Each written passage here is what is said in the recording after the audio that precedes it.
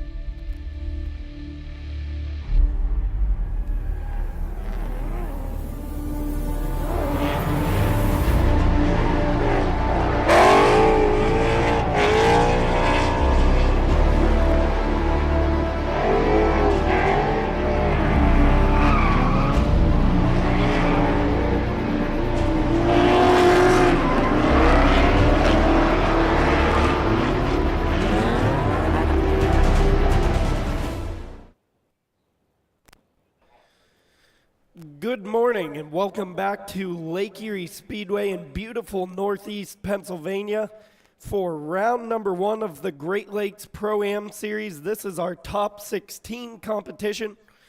I'm Ben Bruno, joined in the booth today by my teammate on team vacation, Zach Snyder.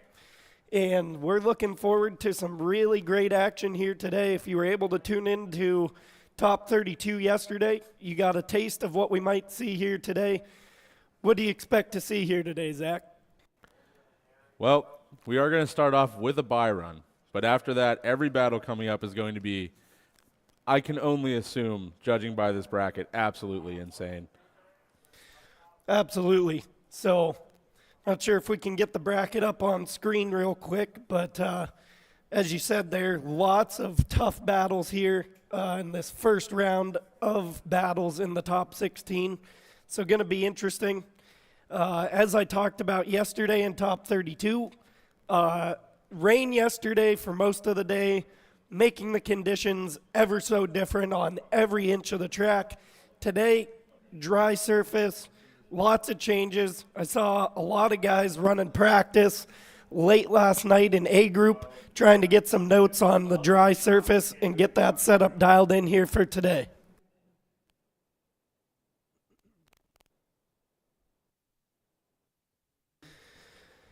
So as you take a look on screen here, if you're watching on the live stream, good morning to you. Taking a look at the bracket, as you see down the left side, we're going to start off with Zach Egan with a bye. The reason why we have a bye for Zach Egan is somebody who was unable to finish their car in time to get here. And then also, breaking news last night, Grayson McBride, car brakes last night while he was testing in A group. So hopefully, I don't think that we're going to be able to see him out here in competition today. We're going to play the anthems now, so if you want to talk. If you're able to, please rise and remove your cap for the playing of the Canadian and United States national anthems.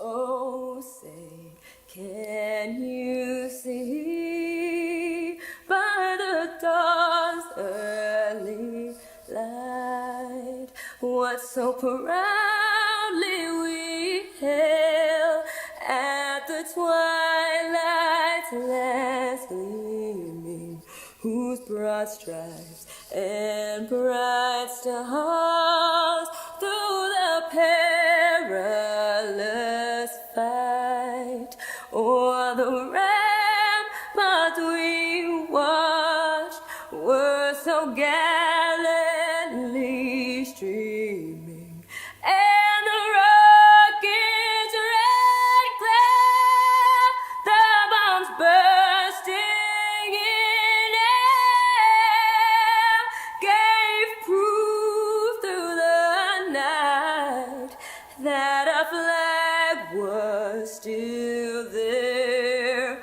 Oh, spangled banner, yeah, wave o'er the land of the free and the home of the brave.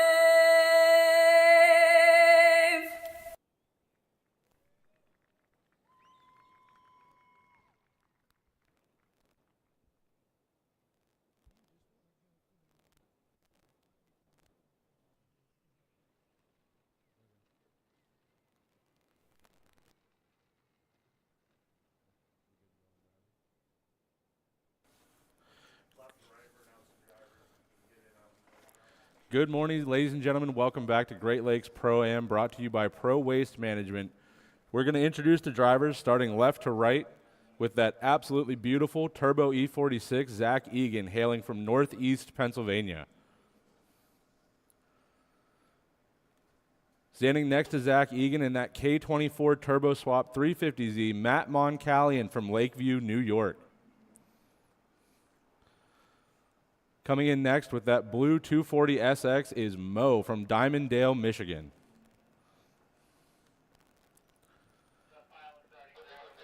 Next to Mo in that E36 is Xander Nappy from Syracuse, New York.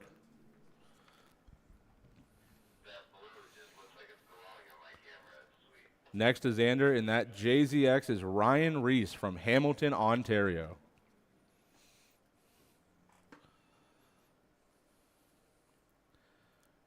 Next up, we have in the white Mustang, Eric Kananowicz from Colchester, Connecticut.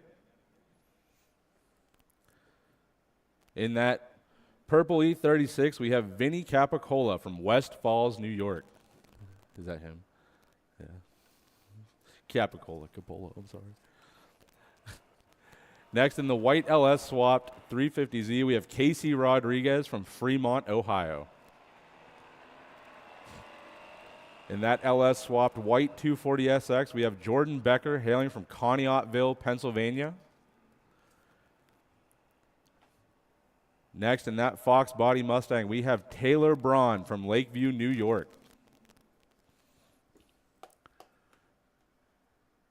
In that white E46 LS1 swapped BMW, we have Henry Donahue from Niagara Falls. In that black 240, we have Troy Manners coming from Punxsutawney, Pennsylvania. In the next E46, we have Joshua Dennis with a Turbo K24 from Fall Rivers, Massachusetts. And last but certainly not least, we have Mike Sampson from Syracuse, New York.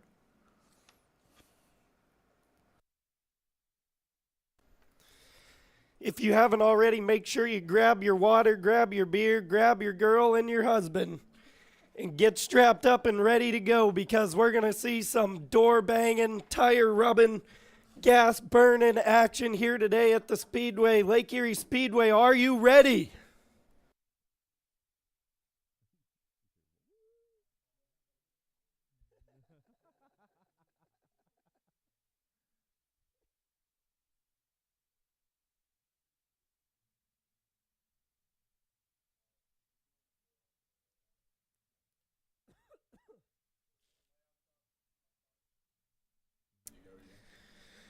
All right, so if you're watching on the live stream now, thanks for joining us. We're taking a look at the track map for the layout here today. If you were with us for Top 32, you're probably pretty familiar with it. If you were not, here's the breakdown for you. So if you look to the orange cones on the screen there, that's the 3-2-1 cones. Judges looking for a good snappy initiation before that third and final cone. You see that little red patch there? That's a decel area as these guys enter into outside zone number one. Going to fill all of outside zone number one on the low banking there.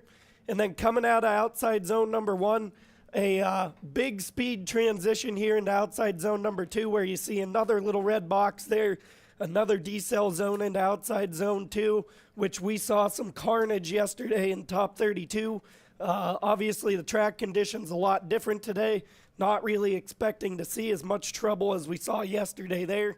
And then into outside zone number 3, that third and final decel zone, to that oblong outside 3. We saw guys having a lot of trouble yesterday, kind of trying to determine what line to take to fill all of outside zone number 3. So see if these guys have gotten some practice in last night and got a little bit more familiar there. And then you're wide open up to the big bank wall and outside zone number 4. So going to be interesting. And that's your track map for round number 1 here today.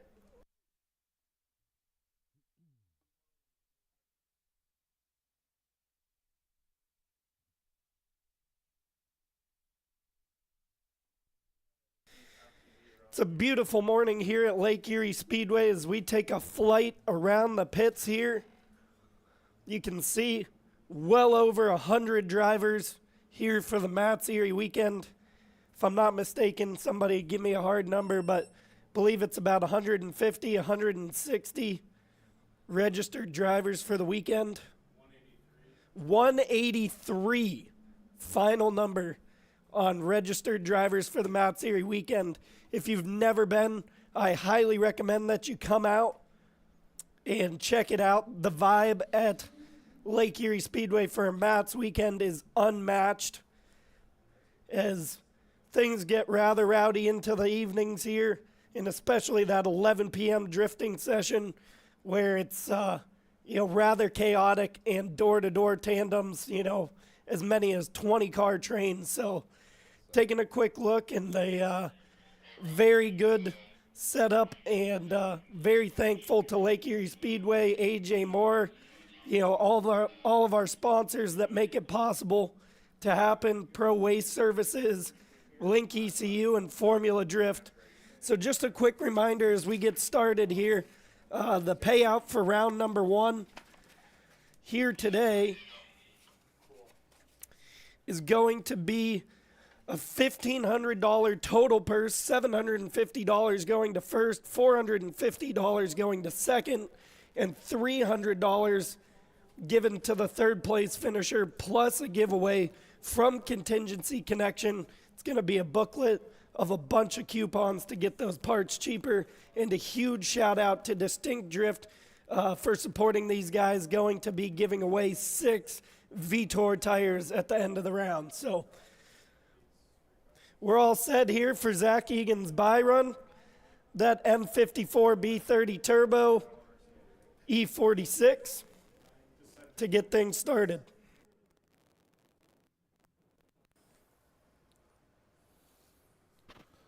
All right, the lights are off and he is going.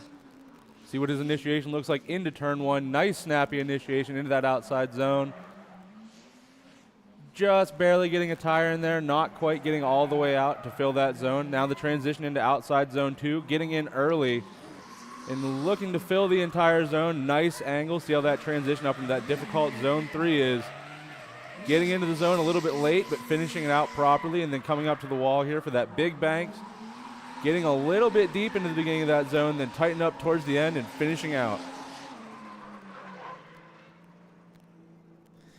Almost kind of like a sight lap here for Zach Egan with these changing conditions from top 32 to top 16. Fresh build on that car, so lots of unknown variables for Zach Egan. Car looked solid, looked like it wasn't too gripped up, not too loose either, so Zach obviously no stranger to the Speedway. If you're watching from home on the live streams, make sure you drop a comment, bring your friend that needs to not miss out on the action as we're just getting started. Mo Alderman, tires warmed up in that sweet 240SX, making Jay-Z music all the way home. If you weren't with us yesterday, as I had mentioned, 700 horsepower on that Jay-Z without the nitrous hooked up.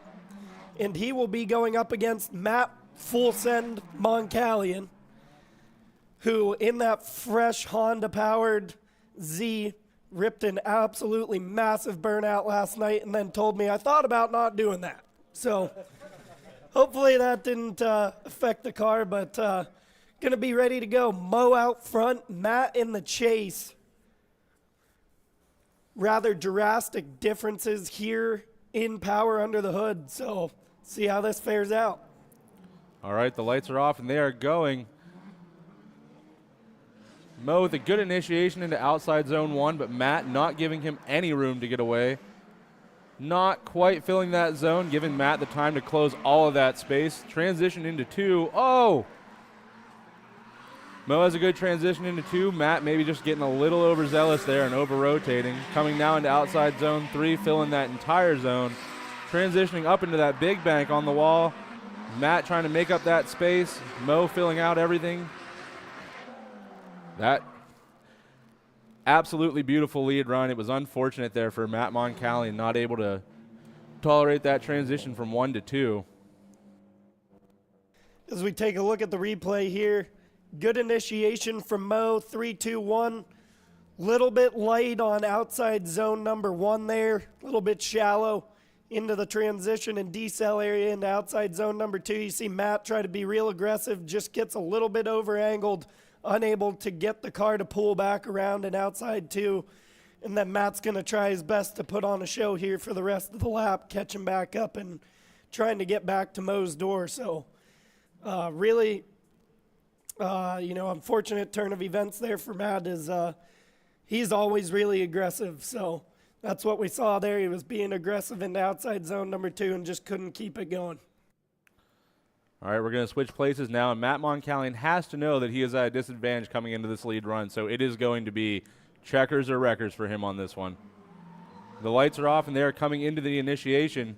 Matt Moncalian with that quick flick into outside zone 1, pulling a bit of a gap there and filling all of outside zone 1. Absolutely perfect line. Coming down to transition into 2, getting into that zone nice and early and staying in it all the way through. Maybe a 1-car gap coming into outside zone 3. Oh, coming into outside zone 3, getting into the zone where he needs to be early, but a little bit of a gap coming into outside zone 4 up against that wall. Matt running out everything and running the whole bank for the show because Matt full send Moncalian living up to his name. Yeah, take a look at the replay here. Really solid lead here for Moncalian. Mo kind of struggles here on initiation, losing the line behind Matt. And then, Matt pulling a little bit of a gap here, heading into outside zone number 2. Mo able to close it back in. Really nice job for Matt in the lead, filling all the zones here. Outside 3, a big swing and transition from Matt. And Mo is quite a bit offline there from Matt's lead. So interesting lead to lead, chase to chase here, as obviously Matt angle stalls in his chase. And Mo just, a little bit sloppy there in his chase. So decision is coming in. Mo Alderman is going to advance over Matt Moncalian. Matt, unfortunately, in his chase, angle stalling, just going to be a little bit too much of a deficit for him to be able to pull past Mo Alderman.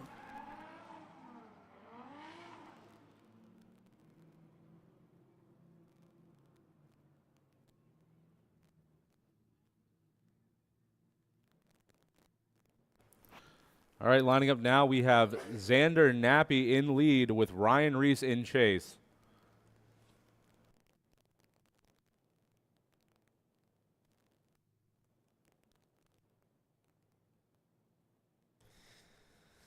Both Jay-Z powered cars here. Xander Nappy ready to go, had a little bit of trouble last evening, but he's back and ready here today. Ryan Reese, always a contender when he's out here for the Great Lakes ProAm Series. He throws it down hard.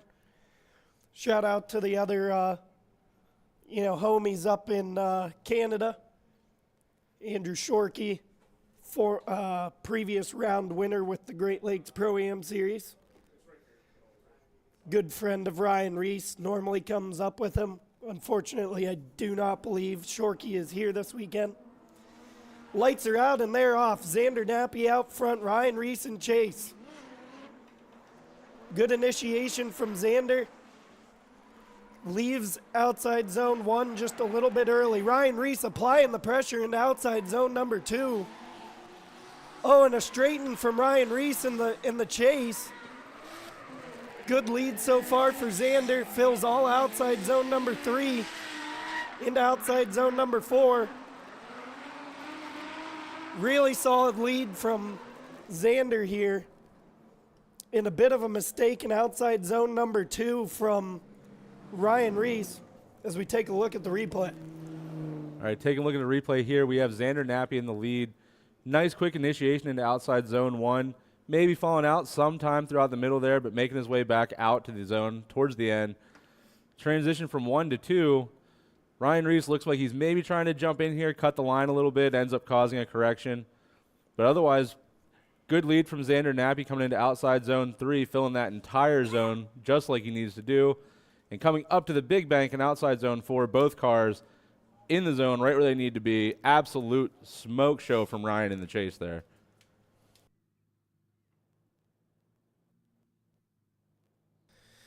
So we'll flip-flop the lead in the chase. Ryan Reese out front, Xander Nappy now in chase. Get the GoPros mounted up on the backs of these cars. If you go and you follow any of our social media pages, you'll be able to see that GoPro footage after the event. Ryan Reese gets a good jump into outside zone number 1. Applying the power, dropping a tire maybe early. Oh, and a straighten from Reese in the lead. Little bit wide in transition there, able to get back into outside zone number 2. Oh! Was there contact there or just shut it down? I kind of missed that there.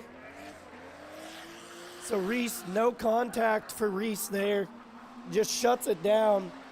And we just see outside zone number 2 woes continue from top 32 into top 16.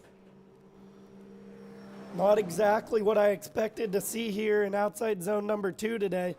Taking a look at the replay, you see Reese initiates into outside zone number 1, doing good, and then just cuts power maybe and straightens there, and then into outside zone 2, comes a little wide, and then shuts it down and off track. So maybe some mechanical gremlins there for Ryan Reese, which we don't really see out of him a lot.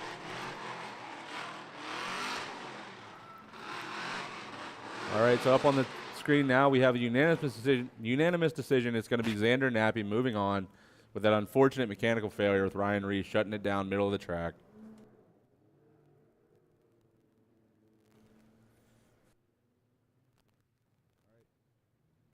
So lined up now, we have Vincent Coppola in the lead and Eric Kananowicz in the chase.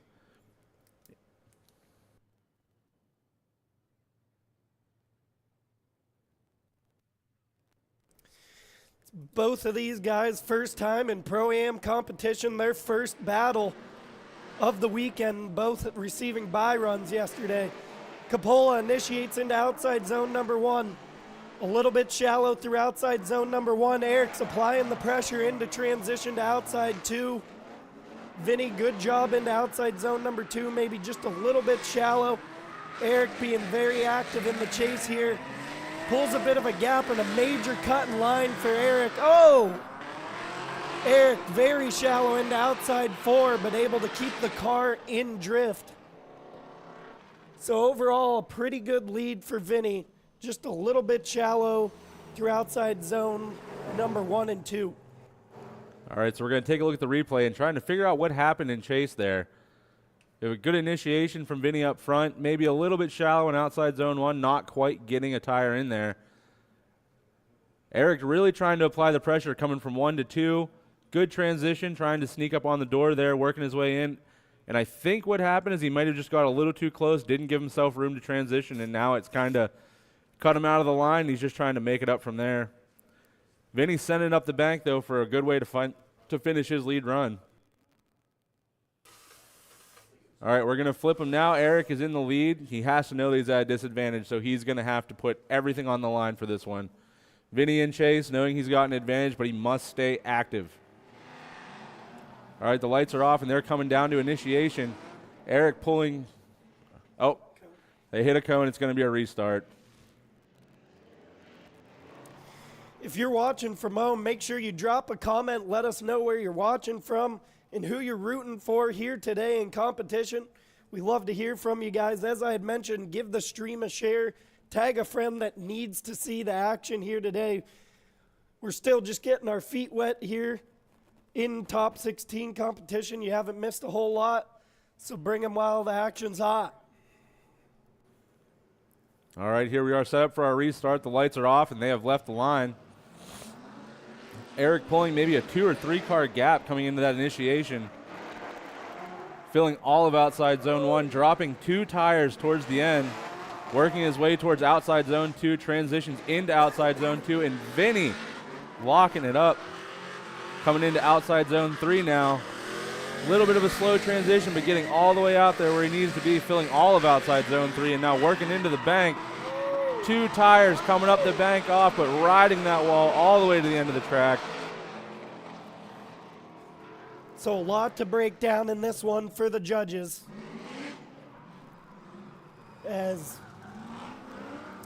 Chase and Chase, a lot of similar mistakes from both guys. As we take a look at the replay, Eric almost dropping 3 tires in outside zone number 1. Good transition to outside zone number 2. Vinny gets too much angle, has to correct here into outside zone number 3. Eric gets a little bit wide. Good job filling outside zone 3, and you see Vinny jumping up on the inside. And then Eric, it had to have been 3 tires off in outside zone number 4 as well. So we'll see, lead for lead, things going to get interesting here. So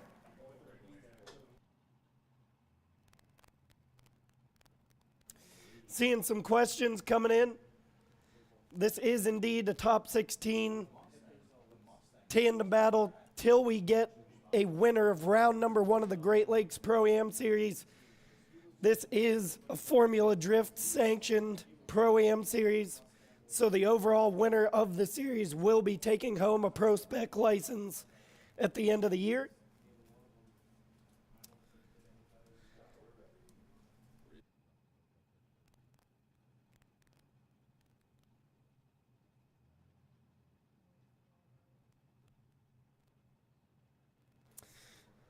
So decision is in here. One more time for Vinny Coppola and Eric Kananowitz. So we're going to see these guys go back at it again as the judges just wanting to see a little bit better, both sides, lead and chase from both guys to really be able to make a decision. Up next, we're going to see Jordan Becker from Conneautville and Casey Rodriguez from Fremont, Ohio. Both LS-powered cars. I believe Casey's probably got a little bit more horsepower under the hood than what Jordan has, but should be a good battle. Casey Rodriguez out front, Jordan Becker in chase. Casey initiates into outside zone number 1. Painting that white line black in that Z. Good transition. Becker applying the pressure into outside zone number 2. Had to cut the line to get the proximity back. Doing a good job being active in chase, not doing anything too crazy as Casey throws down an absolutely killer lead run.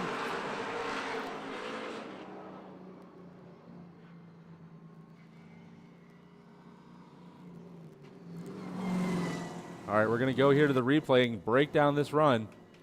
Casey Rodriguez pulling maybe a 4-car gap into outside zone 1. Beautiful initiation, filling all of outside zone 1. Absolutely sitting it on the line. Jordan Becker cutting the line a little bit, trying to make up that space, but there is a horsepower disparage here. Coming from 2 to 3 now, Casey Rodriguez with that transition up into that difficult 3rd zone. Jordan Becker left foot braking, trying to keep the car out there and not dip the line down in. And then Casey throwing it against that wall, absolutely dragging the bumper to finish out his run.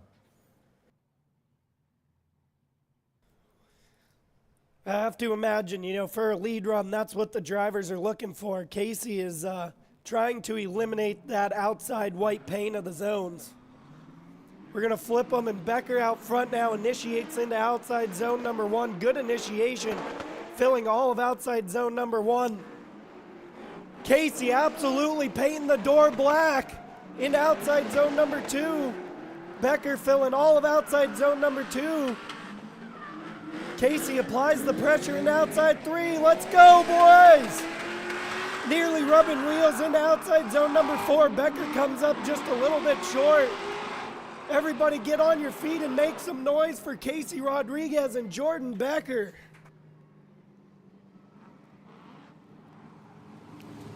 All right, taking a look at the replay here. Casey Rodriguez and chase, Jordan Becker in the lead. Jordan Becker coming into this initiation. Nice quick flick to angle, filling all of outside zone 1.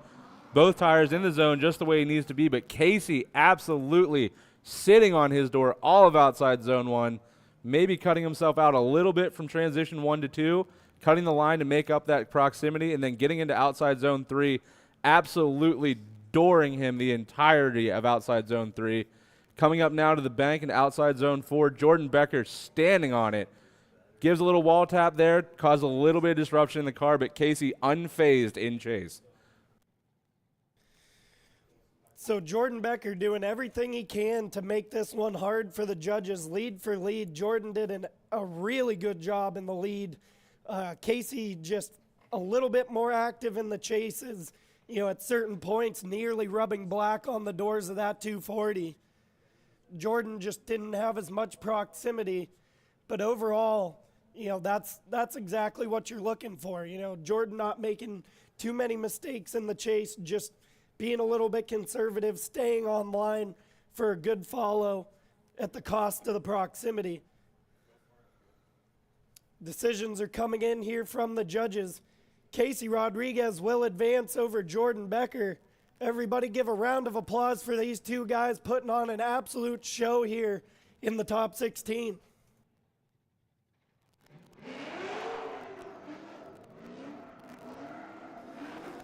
So no shortage of action here at Lake Erie Speedway in beautiful Northeast Pennsylvania. As we get ready for our next battle, we're going to see Taylor Braun in that Fox body with a 5-liter under the hood, and Henry Donahue, first time in competition in that LS-powered E46. All right, the lights are off, and they're going. That Fox body initiation to outside 1, holding that line all the way around, filling all of outside zone 1. Henry trying to make up that gap there. Coming into outside zone 2, Henry hangs it up a little bit in that transition, causing a little bit of a gap, filling all of outside zone 2 now, transitioning into 3. Little early transition there, causing him to get into outside 3 a little bit late. Henry desperately trying to make up that gap behind him, standing on that LS. Coming into outside zone 4 now, filling all of outside zone 4. Henry, maybe a 2-car gap there at the end, but otherwise, good lead, good chase.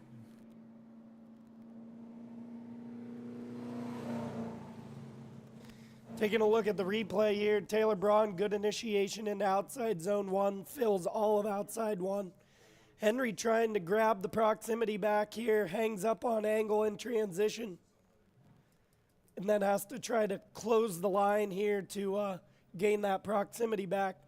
So some little mistakes from Taylor in the lead here. Nothing too crazy. See how Taylor does in this chase run. Given that Henry gives him a good lead run to follow. All right, we're going to switch him around and line him back up. Henry Donahue now leading the way in that LS E46, being chased by Taylor Braun in his 5-liter Fox body Mustang.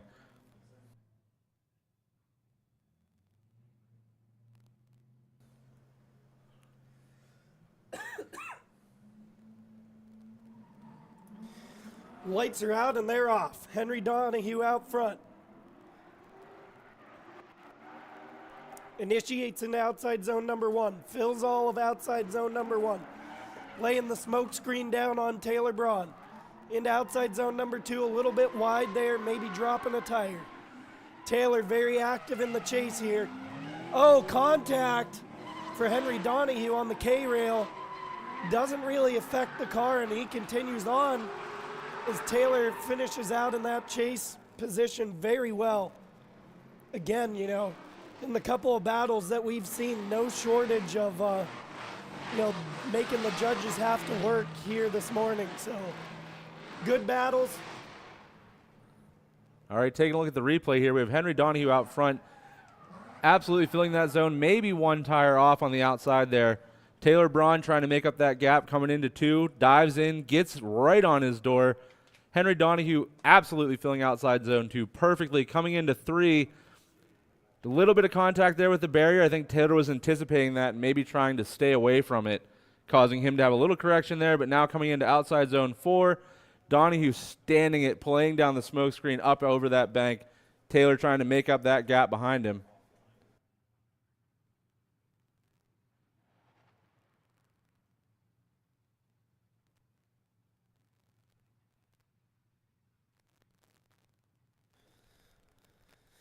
The decision is in. Taylor Braun will advance unanimously over Henry Donahue. Really good runs here so far as we get set for our one more time battle between Vinny Capola and Eric Kananowitz. All right, on the line now we have Vinny and Eric. Vinny in that BMW E36 with an S50 under the hood. Eric Kananowicz in that Ford S197 Mustang. The lights are off and they are going. Vinny in the lead here. See how this initiation goes. 1, 2, 3, and they're in. That's a nice snappy initiation into outside zone 1. Maybe a little shallow, but still in the zone where he needs to be. Eric putting on the pressure from behind him. Outside zone 2 coming up.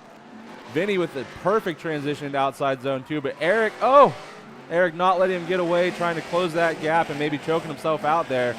Coming into 3, a little bit shallow from Vinny, and he's going to send it up that bank to finish the run. Eric behind him, desperately trying to make up that gap.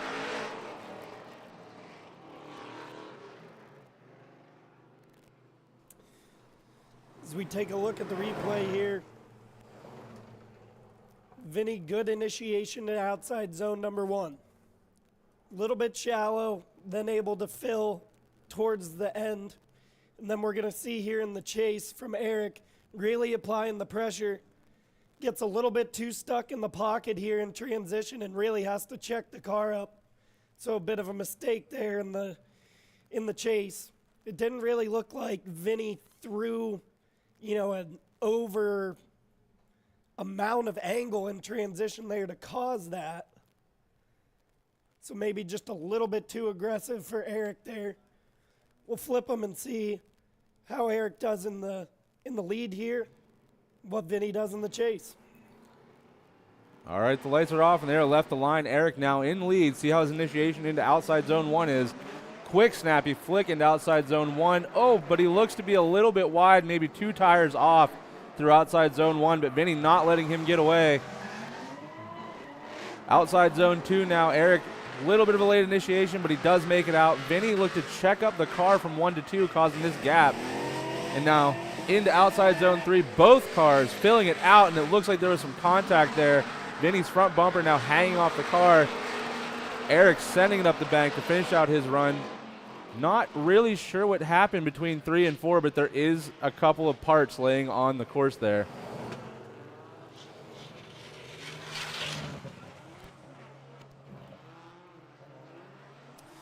So we'll take a look at the replay, really kind of highlight for you guys at home what happened here in this battle. Eric very, very wide in outside zone number 1. And you can see that forces him wide in transition here into outside zone number 2. Pulls a bit of a gap on Vinny.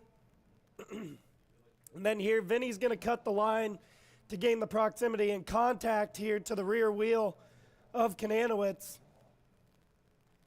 which causes Vinny to fall back again. So, you know, kind of similar to their first battle, you know, about an equal amount of mistakes to both sides, chase and lead.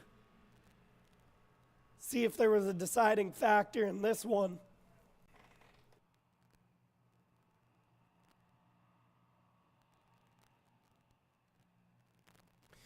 Quick shout out to all of our media people here at Drift PA, Ohio, New York, and the Great Lakes ProAm Series. Propped Productions for giving you guys a really great stream at home to watch. All of our drone operators for their absolute skill flying these drones and giving you great coverage. And to all of our staff members, we're looking at Andrew Falk down there, going to be given a decision to who's going to advance. Brian Riker running grid down there. Dave Nashwinter, Scott Petty, everybody involved, our tech guys, our judges, AJ, DJ, and Matt doing a great job this weekend on making good calls for the ProAm. Taking a bit of time to deliberate here.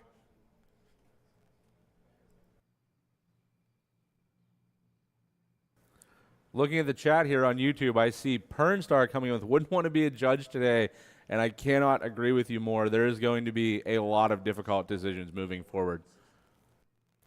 Yeah, and this is only the tip of the iceberg, Zach. You know, we're just getting started here in our first sets of battles, so only going to get ramped up from here as we advance through the bracket. Also going to give a quick shout out to my fiance, Mama Jean, and baby Drew, up here in front of the box waving at me as we take a look on the live stream. I'm Ben Bruno. This is Zach Snyder. Welcome. Nice to meet you guys. As I said, if you're watching from home, make sure you drop a comment. Let us know where you're watching from. Decision is in. Vinny Capola gonna advance over Eric Kananowitz. Just a little bit too big of a mistake there in the lead from Eric.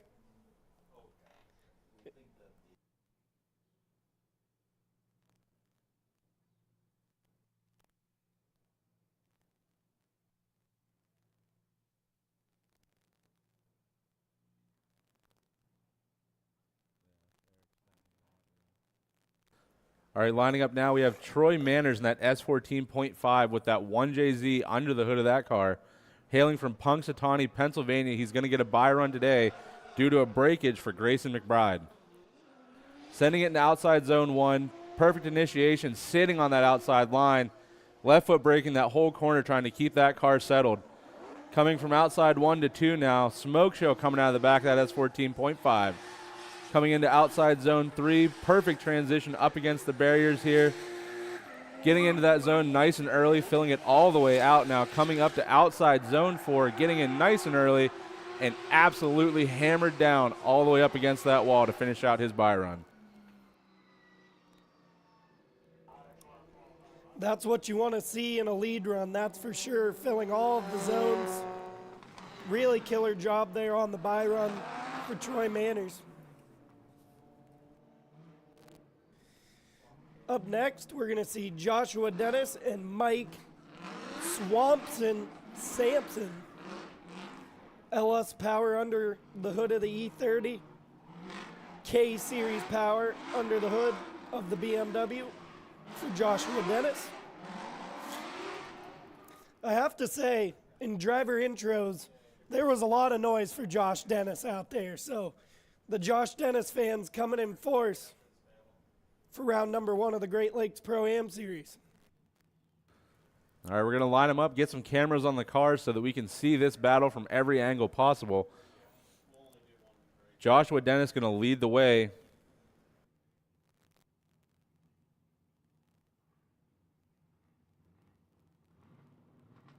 All right, the lights are off, and we're going to send him into first corner. Joshua Dennis going for that initiation. Snappy initiation into outside zone 1, filling all of that zone, maybe a tire off, but basically sitting on that line. Mike Sampson not letting him get away by any stretch of the imagination. Coming into outside zone 2, Joshua Dennis maybe a little shallow there, but Mike dealing with it very appropriately in chase. Into outside zone 3, both cars filling all of that zone. Now up the bank into outside 4, Sampson sitting in that pocket, giving him everything he's got in chase. Make some noise for Josh Dennis and Mike Sampson.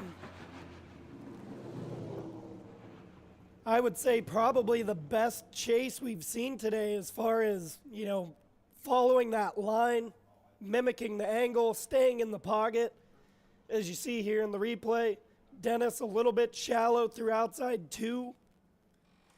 Sampson right there, aggressive transition into outside 3. Look at this drop to the pocket with the line here. Absolutely beautiful. Into outside 4, nearly rubbing the door. Lake Erie Speedway, are you entertained? Let's go. Hype train's rolling today in top 16. Get them pumped up out there. Let them hear you as they're getting ready for the second leg of this battle. The louder you get, the harder they drive. Let's party. All right, we're going to switch them around now. Mike Sampson going to lead the way. Really no clear-cut defined advantage either side here, so it's just going to be both drivers hanging it out, trying to leave nothing up to the judges on this one. The lights are out and they are left the line. Mike Sampson leading into outside zone 1. Quick initiation outside zone 1. Dennis maybe falling back there. Not really sure what happened. Sampson filling all of outside 1, coming into 2. Sampson gets into 2 early, stays in it the entirety of the time, filling out all of that zone. Now coming into 3, Dennis trying to transition a little early, try to sneak into that pocket. And outside zone 4, Sampson sending it up that bank, filling all of that zone. Dennis in chase, doing everything he can to keep up with that LSE 30. So going to be another tough one for the judges to call here. Mike Sampson, killer lead, maybe almost a little bit of funniness on initiation there as Dennis kind of struggled as Sampson initiated there. But really good lead from Mike Sampson, filling all of outside zone number 2, all of outside 3. Dennis going to apply the pressure towards outside zone number 4, and that LS Power is able to just pull away, moving up the bank.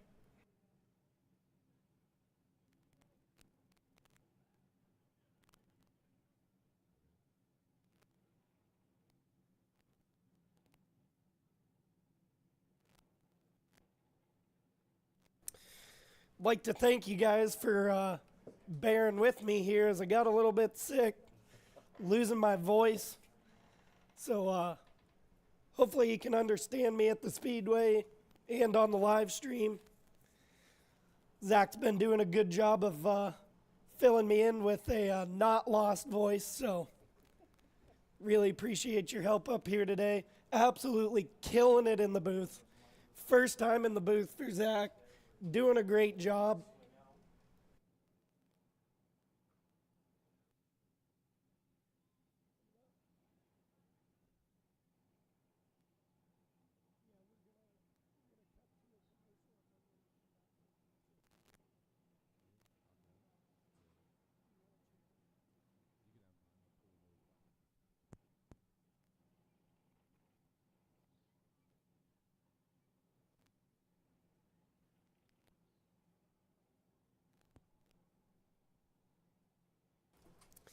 Decision is in.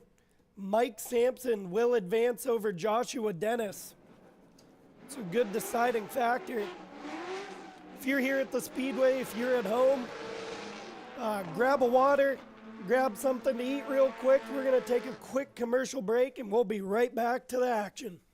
Saturday, May 25th, 7 p.m., rain or shine. Lake Erie Speedway in Erie, PA. Driven by ProAm, it's the return of Crash-A-Rama. Presented by Jamestown Mattress. Featuring school bus figure 8 racing, a wild and wacky boat and camper trailer race, flagpole races, the unpredictable skid cars, the chain race, a fan burnout contest, a woman's powder puff race, and for the first time ever, a high-flying, death-defying motorcycle freestyle stunt show. Then we'll cap off the night with a huge fireworks display. Gates open at 5 p.m. The destruction starts at 7. But get there early for free rides and a real race bus. Kids 200 and parking are absolutely free. Crash-A-Rama. May 25th, 7 p.m., rain or shine, Lake Erie Speedway. It's the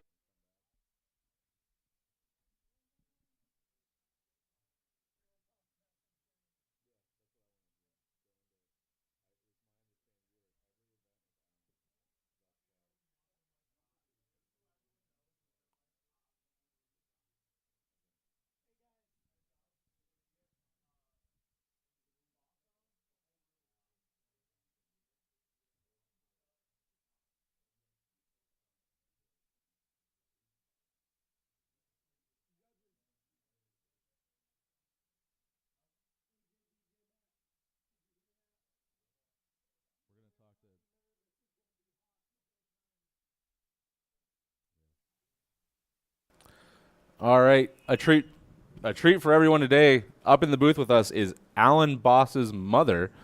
And one question I have for you is, it is my understanding that you've been to every event that Alan has driven so far. What is that like, following him from, I'm assuming, a new driver to now a pro spec contender, and the transition, the absolute evolution that he has went through from then until now? You have to be so proud of that. Oh, I am, absolutely. He's very dedicated to it. He set his sight on a goal and started to go for it, and it's hard not to go along with that. I want to follow him all the way up to the top. I know he's got goals for pro and pro specs, so I just felt like it's really important to be there for him. And we took him to his first event, and I went out for a ride, and I fell in love with it. So it's just super awesome to ride. I'm learning how to drive, and it's just great to be along for the journey. Alan's got a motto every year, and his motto this year is just to embrace the process. So we've really been working on building our team, meshing together, and taking each step together so that we can just, when he decides to take off, we're going to be right there with him. Yeah, and I don't, when we were talking to Alan yesterday, right, it's like, we'll get the gremlins behind us, and then he's going to be a problem in pro spec. So Absolutely. what has it been like? Like, what do you remember about Alan's early events? What was he driving? How was his skill level? Was he just a natural at it, or did he have to pick it up along the way?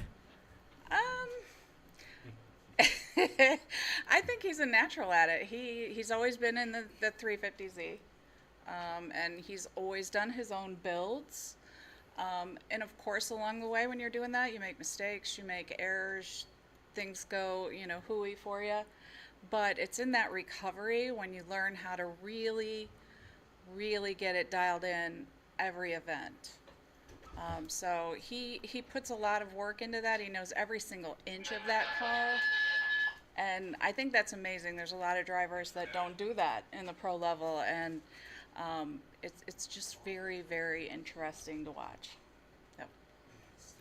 Hearing that out now, I couldn't agree with you more. I've built my own car, and it is a process from start to finish, every little step of the way, everything you do. Almost always the first time is a bit of a rough draft, and then you iron it in from there. But one thing, a detail that I noticed from Alan's old chassis was, I believe on the top bar of his roll cage, he had hash marks that I believe he put one on at every event. And I believe the last event I talked to him, there was over 100 lines on the top bar of his roll cage, meaning his old Z chassis went to 100 events plus before he just finally decided to build a new car and move on to something. Because, I mean, we all seen his last ProAm series, and the end of the season, that car was having a rough time. Absolute tear. Yeah. Absolute tear. Yep. Interrupt you real quick. Adam Heischman says, hey, Mom. Hey, Adam. Shout out to Adam Heischman. We've seen him compete in the Great Lakes Pro-Am Series. Yep. Now in Pro Spec alongside with Alan. So I'm sure it's nice to have a familiar face on the road. It's great, actually. We pitted real close, so we spent a lot of time chatting with each other, just going through the experience together. It's amazing. I've never been to an FD event before. We had an absolute blast.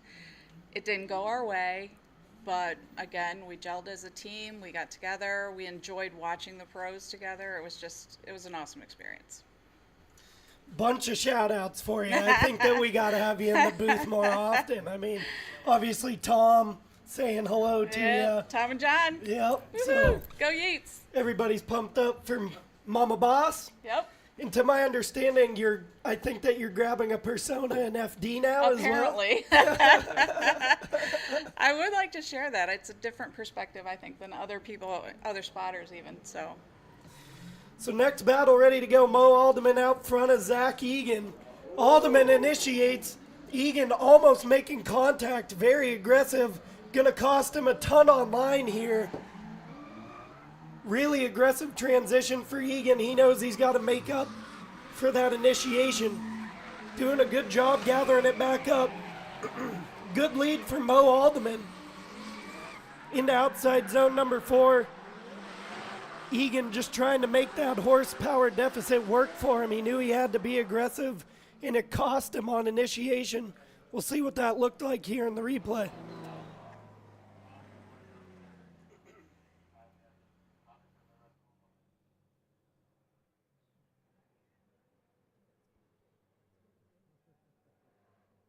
So almost some contact to the front wheel. Really good job there by Zach to avoid that contact. Mo really solid through outside zone 1. Little bit shallow in outside zone number 2. Zach, like I mentioned, doing a good job of gathering it back up. Mo dropping a tire coming out of outside zone number 3. So good first battle here. Zach's really going to have to throw it down.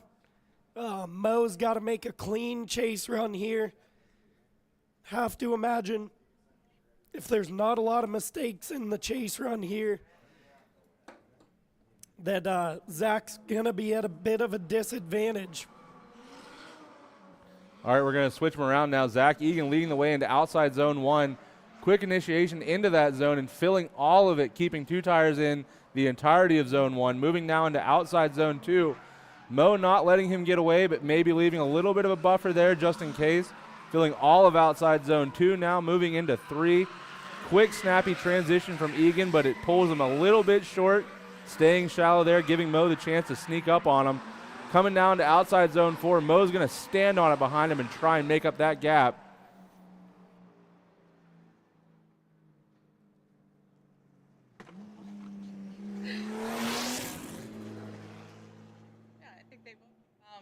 Hard for each other. They doing the right moves to catch up and fill the zones. It's really important as the chase driver to try and get yourself into the zone as well as be close. It always looks better and it's a lot more fun to watch.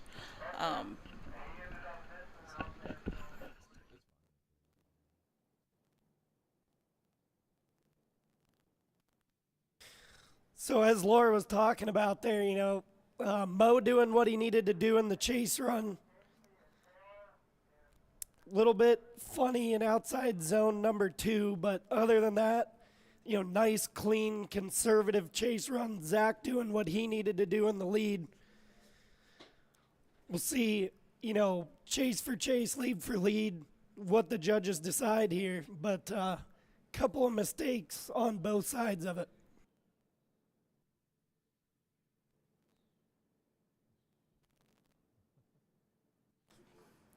All right, as we wait here for a decision, one thing I wanted to ask, what is it like for you guys to have to go now to pro events?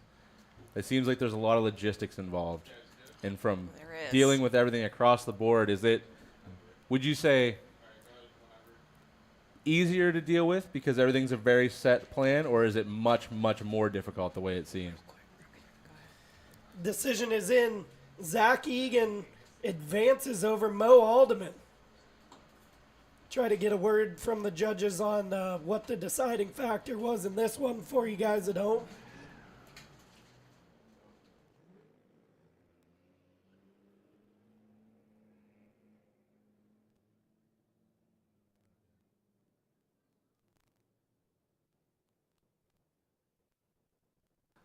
Okay, so hearing from the judges here, the reasoning behind that decision was on Mo's initiation into outside zone 1, he was well beyond the decel zone before he ended up lighting off and getting back on throttle, which is what caused Zach Egan to have that crazy dive that he had to extremely aggressively brake to try and not make contact there, which caused a gap, and that's the way the cookie crumbles on that one.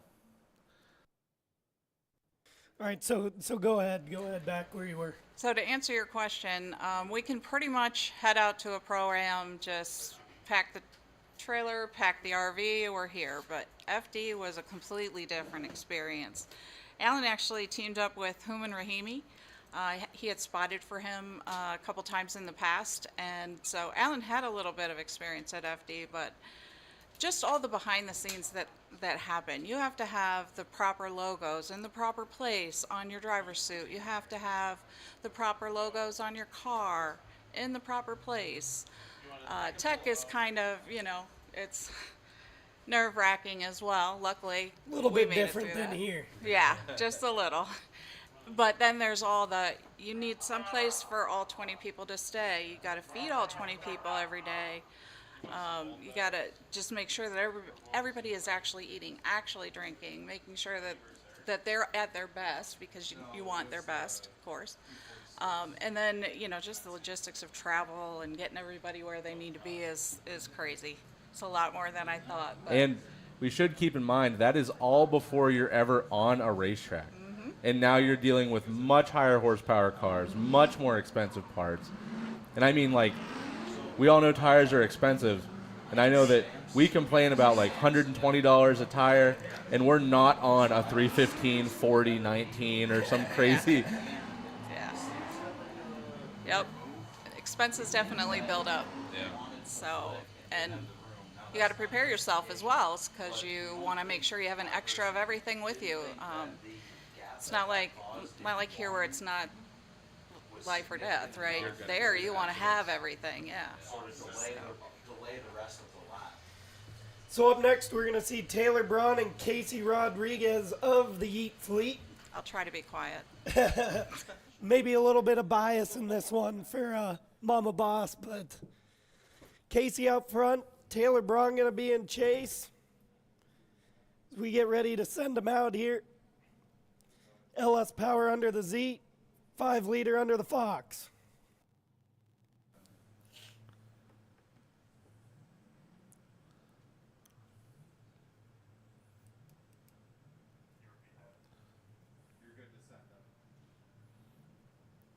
All right, we're going to line them up here. The lights are on. The lights have extinguished, and they are going into outside zone 1. Casey Rodriguez leading the way. Quick initiation, feeling all of outside zone 1, exactly what you want to see, but Taylor Braun not giving him any space to get away.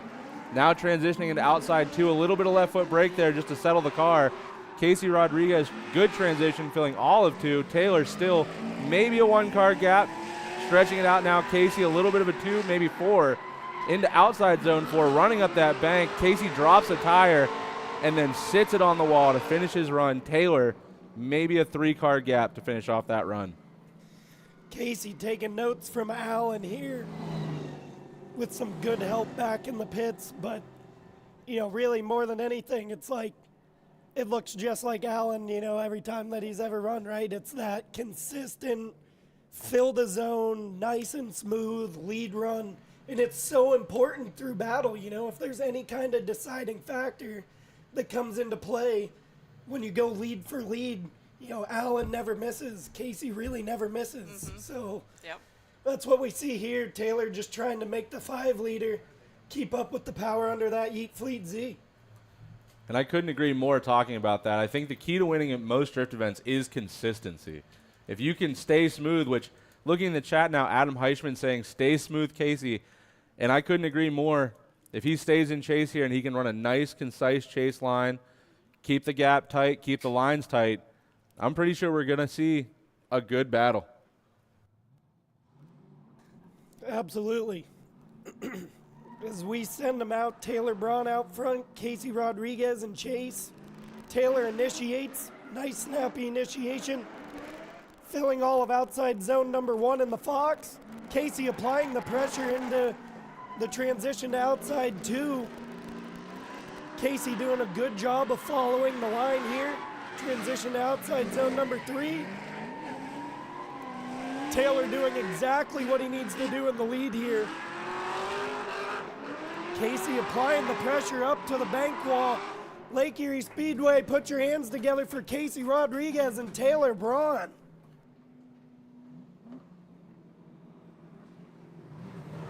Chase without a good lead.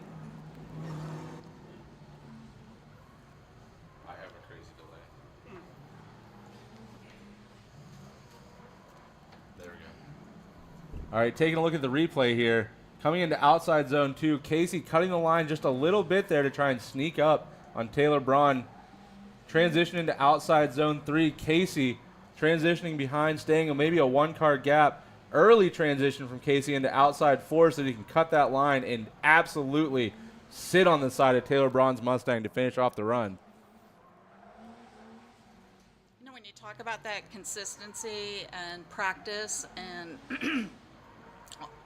Casey and Alan have this thing where they can door each other. It's not, you don't need to be afraid that you're going to hurt somebody's paint job or any of that. They can go out there and do it. And that gives them that good aggressive practice that you're going to need if you're going to proceed in competition. So.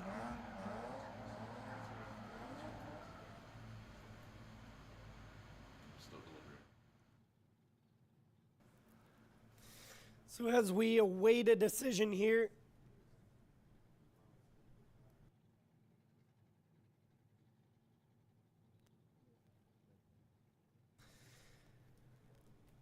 Xander Nappy and Vinny Coppola going to be up next. As I had mentioned, awaiting a decision here. Taylor did exactly what he needed to do in the lead. You know, as we had mentioned, you know, when you go lead for lead, both really solid leads. Casey was a good bit more active, having more horsepower under the Z in the chase than what Taylor had. But obviously, you know, if both are clean, that might be what we're kind of looking at here at the moment as we deliberate. Taking a look here at the chats, seeing a lot of yeets rolling by in YouTube here. There seems to be a lot of support for Mr. Casey Rodriguez and the Alan Boss and his mother that's up here with us now. See a Let's Go Casey. A great run. It was Casey's to lose, but Casey threw down a great chase run too, and I couldn't agree more. Talking up here with Mama Boss about Alan and Casey and driving together, both of them are extremely consistent. I've been gifted enough to be able to drive with both of them at several Matt Series events, and I cannot express more about how driving with both of them is either absolutely terrifying if they're chasing you, because Alan will be everywhere he wants to be, but if either one of them are in a lead, it is an absolute dream to chase them. It's so easy that it almost feels like cheating.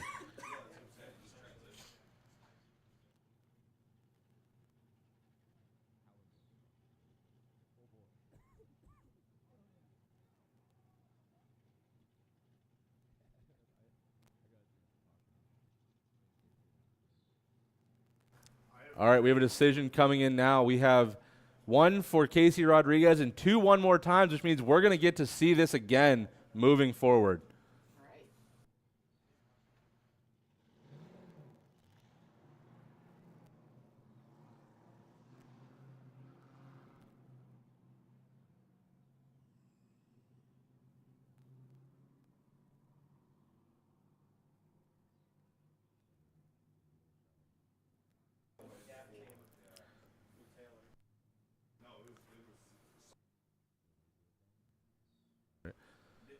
Sitting on the line now, we have Xander Nappy in the lead, and we have Vinny Coppola in chase. Both E36s, two different power plants, a 2JZ in Xander's car. Vincent with the S50. All right, the lights are on, and we're going to send them here when the lights extinguish. Leaving the line now, Xander in lead, coming into outside zone 1 on that initiation. Quick handbrake pull to initiate into outside zone 1, maybe a little bit shallow, but on line nonetheless. Vincent not letting him get away in chase at all. Transition into outside zone 2. Coming up a little bit shallow there for Xander. Vinny trying to hold the line, putting a little bit of angle into it, cut the line to get up to that door. Coming up now to outside zone 4, getting in nice and early in lead there and holding it out as Vinny tries to keep up. Maybe leaving a 2 to 3 car gap at the end of that zone. And it looked like Vinny was a good bit more consistent here in this chase than what we saw in his previous battle. Xander giving him a good lead to be able to do so. So a little bit shallow on initiation, but able to get all of outside zone number 1 on the way out. A little bit shallow for Xander through outside 2. A little bit wide, maybe 1 tire off in outside 3. And Vinny just, you know, he's there and he's running clean, trying to match that angle in line. So, you know, I think that's a lot more important than, cutting line, trying to gain that proximity back, and, not really having that line and consistency. I couldn't agree more there, Ben. I would much rather see someone stay on line, nice transition, have a slight gap, than cut the line and try and make it up, which often leads to a mistake anyway. You have a correction somewhere, maybe contact. Which honestly, that's essentially what we just saw with Casey and Taylor. Absolutely. Now we have we have a cone cone down. knocked over. There's going to be a restart between Vinny there.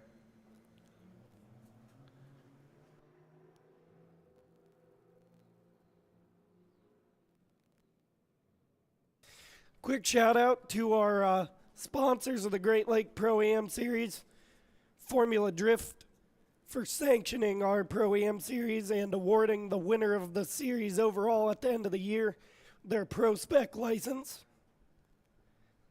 And Link ECU for supporting the Great Lakes Pro-Am Series as well.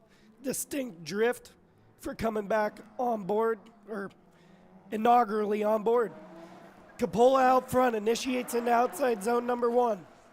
Does a good job of filling outside zone number 1. Xander, a little hang up there in transition. Gonna be a correction and straighten there in transition. Vinny comes up way short on outside zone number 3 and finishes out strong on the bank wall in outside 4. So another battle where, little mistakes on both sides of this one. All right, going to take a look at the replay here. Vinny leading the way into outside zone 1. Clutch kick entry, no handbrake there, so no decel, giving him a little gap coming through outside zone 1. Xander trying to make up that gap, but not quite getting there. Now, 1 to 2, Vinny has a good transition, maybe a little bit shallow. I'm not sure what happened. Xander had a little straight in there. And then 2 to 3, Vinny not quite getting out to the zone. Xander, however, a little bit deeper, maybe opening that gap up just a hair more.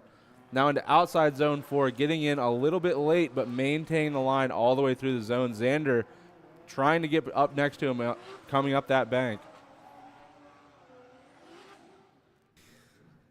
As we await a decision here, I'm going to get everybody hyped up. You need to grab your popcorn and your water now, because you're not going to want to miss this next one. Mike Sampson and Troy Manners, these guys both very experienced, very aggressive drivers that know exactly what they're doing. We have a baby flyby buzzing the booth here.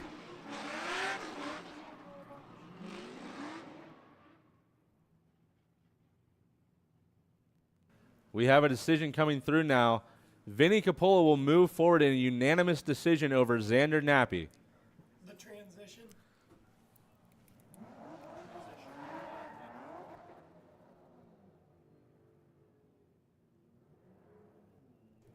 Okay, so a couple of mistakes for a deciding factor here. Xander with that transition and a almost... Yeah, like an... I would call that a lazy initiation there for Xander. Yeah. Not quite that quick snap to injury that you want coming to the 3-2-1 cones. You're supposed to start initiation and be initiated before the beginning of the zone.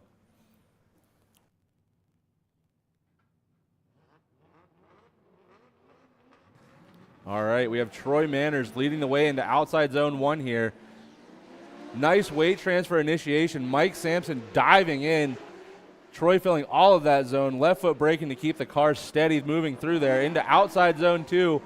Mike Sampson, a little bit of an early initiation trying to make up that gap, but Troy filling all of that zone. Now into outside zone 3. Troy getting in early and staying there, laying down that smoke. Into outside 4.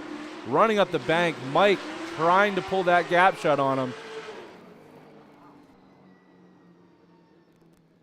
Absolutely beautiful run here. As you can see, that little bit of horsepower difference gives Manners a bit of an advantage. Really aggressive initiation for both of these guys here.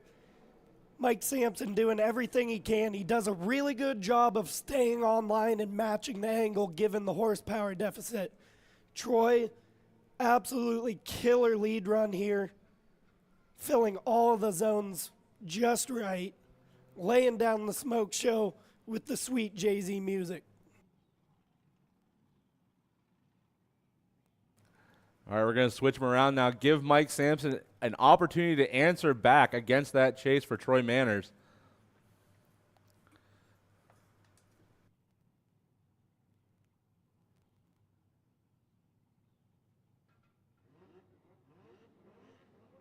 All right, the lights are on. They have left the line. Mike Sampson in lead. Troy Manners in chase. Quick initiation from Mike into that outside zone. Troy, maybe a half a car gap, staying on him all the way through zone 1. Coming in now to zone 2, Mike laying down the smoke in front of him. Troy not giving him any room to breathe there through outside zone 2. Good transition into 3.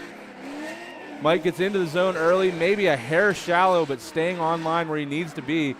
Coming up now to the bank into outside zone 4. Both cars absolute laying it down, running the bank out, putting on a show for everyone today.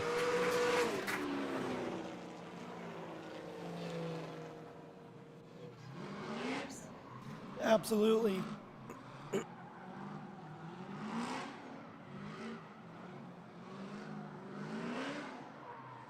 Troy doing everything he can here to not leave it in the judge's hands, as he knows he's got to pour on the proximity.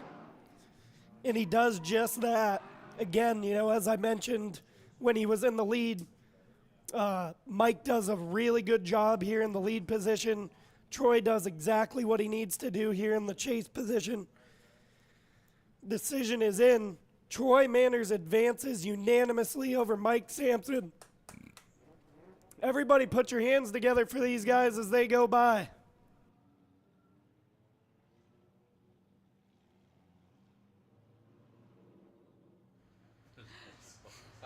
The infamous block of cheese.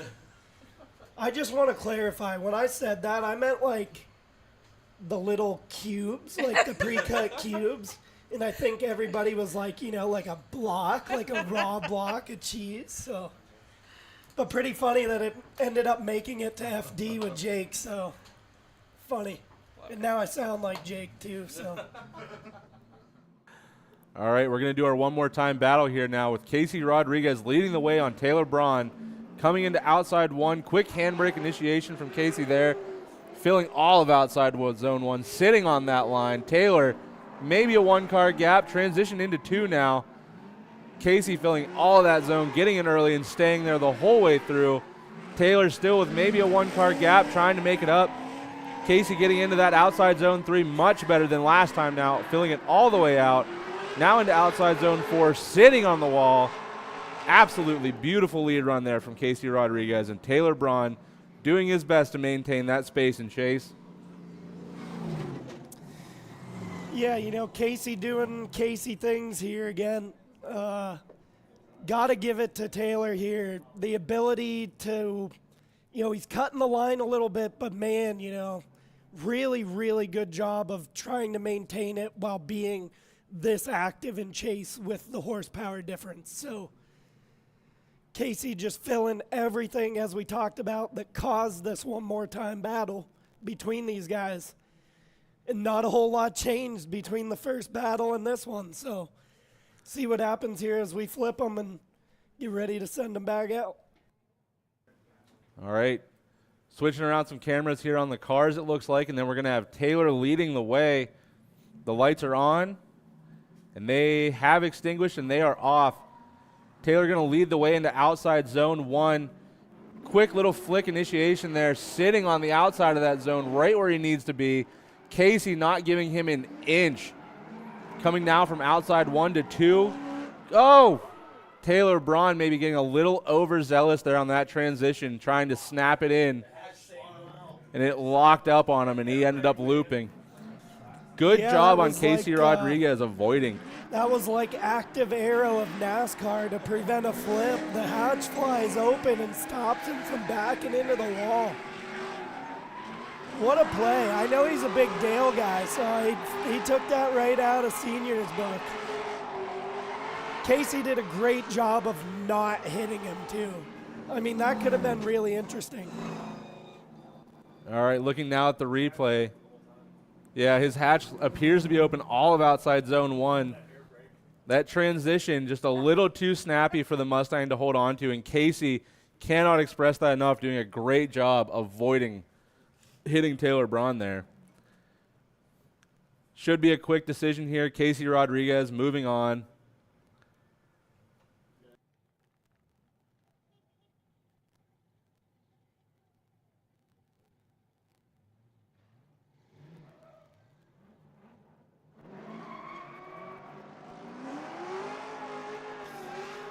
Maybe Taylor's back in the pits now, Denofa in it for Casey.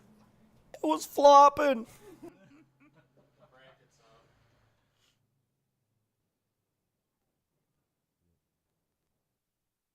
All right, taking a look now at our bracket. Moving into this top 4, we have Egan, Vincent, Casey, and Troy.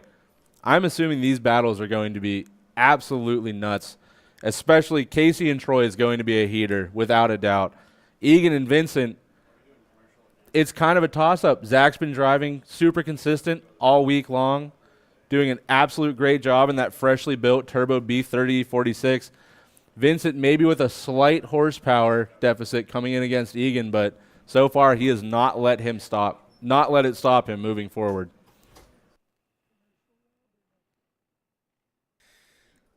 Everybody, take a quick break, use the restroom, and of course, grab all the stuff you're going to need because you're not going to want to miss the action coming up. We're going to take a quick commercial break, and we'll see you here in just a minute. Saturday, May 25th, 7 p.m., rain or shine. Lake Erie Speedway in Erie, PA. Driven by ProAm. It's the return of Crash-A-Rama. Presented by Jamestown Mattress. Featuring school bus figure eight racing. A wild and wacky boat and camper trailer race. Flagpole races. The unpredictable skid cars. The chain race. A fan burnout contest. A woman's powder puff race. And for the first time ever, a high-flying, death-defying motorcycle freestyle stunt show. Then we'll cap off the night with a huge fireworks display. Gates open at 5 p.m. The destruction starts at 7. But get there early for free rides and a real race bus. Kids 200 and parking are absolutely free. Crash-A-Rama. May 25th, 7 p.m., rain or shine. Lake Erie Speedway. It's the wildest show on wheels. Be there.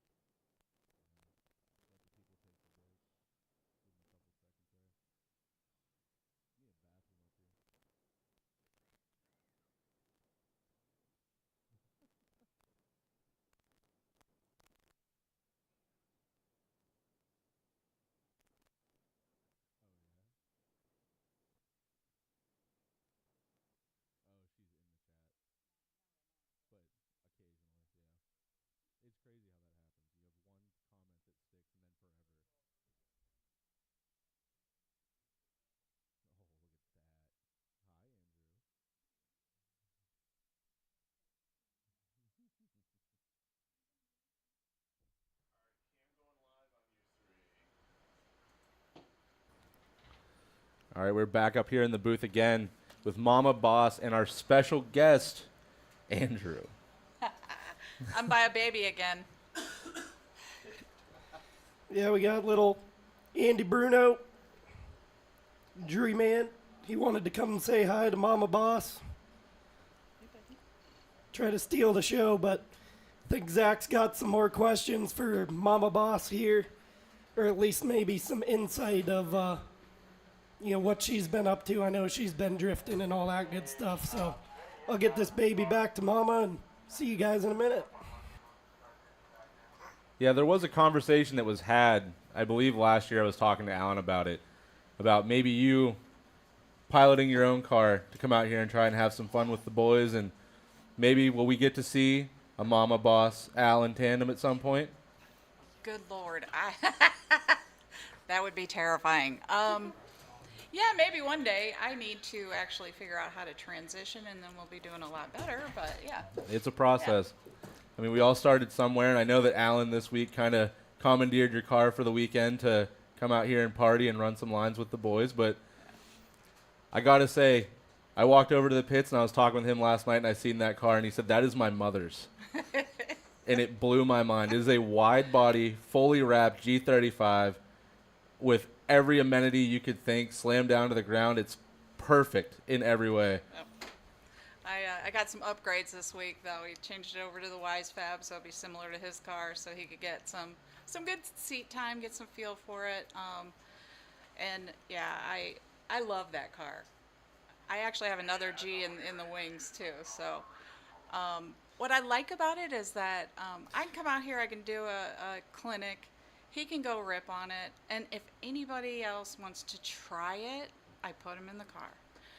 Because you don't know if you're going to like it or not until you're actually sitting in the wheel, at the wheel, going for it. So some drivers were struggling at the clinic. We put them in my car. They got to feel what it's like when your car actually wants to drift, and then they talked about setup. So it's good. It's good. Yeah, I couldn't agree with that more. There's so many new drivers come out here, and they buy all the parts, they bolt everything on, and they assume that everything is fine. And then they come out to a clinic day, they talk to one of us, and they struggle through it. But to have your car on property, that is, we know it's set up. Alan Boss is involved. So at the very least, it's going to do all the things it needs to do, and it should be a much easier experience to learn on. Oh, yeah. It wants to drift itself. Yeah. It does. So. And that's the same thing with there's this undying conversation in drifting about don't overbuild your car. Build something, buy a stock Z, buy a stock BMW, something easy that the chassis is plentiful, where if you do make a big mistake, there's always replacement parts, everything's always available. And then eventually, you'll outgrow that setup, you'll move on to something new, it gets a little bit more complicated, the car gets a little bit more difficult to drive, and hopefully by that time you have the skills to kind of deal with everything. Yeah. I think that extra seat time in just a stock car, put a little angle kit on there, and head out. Absolutely. And it's fun. Yeah. It's fun. That's what it should be. If you're coming out here with the... Keep drifting fun. Yeah. If you're coming out to drift events and your entire attitude is you just want to be a pro, that's fine. But if you're not enjoying it, you're never going to enjoy it. You wouldn't ever enjoy it. Yeah. That's true. So I know he's having fun with my flamethrower last night. Did you see that? I did not. It was throwing flames. Yeah. I think most of it I was probably trying to avoid the rain. It seemed like a session was it stopped raining, we thought we were going to have a good session, and then boom, here it comes, and we were out on track. And oh, this was at the 11 o'clock hour. Oh, at the 11 o'clock hour. Yeah. I was already on an adventure at that point. We call it the witching hour, where you got to be careful. So up next, we got Vinny Coppola in the lead and Zach Egan in the chase. Beamer on beamer violence. Coppola initiates into outside zone number 1. Egan does a good job sucking in the proximity, dropping a couple of tires in outside zone number 1. Good job in the lead from Vinny thus far, filling all of outside zone number 2. Zach loses some proximity, has to cut the line here. Vinny doing just what he needs to do. So Zach with that fresh build, just kind of trying to get familiar with things, and you can tell the grip level and stuff, he's got to iron some stuff out. And I agree. That's one of those things that, you go from a stock power car, you know how it behaves, you know how your grip works, you add a bunch of power to it, you put bigger tires on it, and now you're going to have to work your way through it. Taking a look at the replay here, coming into outside zone 2, maybe cutting the line a little bit there with Egan, trying to pull some angle out and sneak up on Vinny. And then coming into 3, same kind of situation there. Not really sure. Outside zone 4, it looks like Zach maybe even a little bit deeper than Vinny through outside zone 4, sacrificing a little bit of proximity there to make up.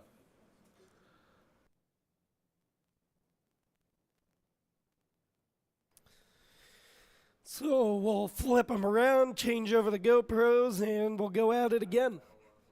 Egan out front, Coppola in the chase now. All right, we're going to send him Zach Egan leading the way into outside zone 1. Little weight transfer entry there. Absolutely sitting on the outside of that zone right where he needs to be, but Vinny not giving him anywhere to move. Into outside zone 2, Vinny maybe a little bit of a hang up there and going off track a little bit, 2 tires.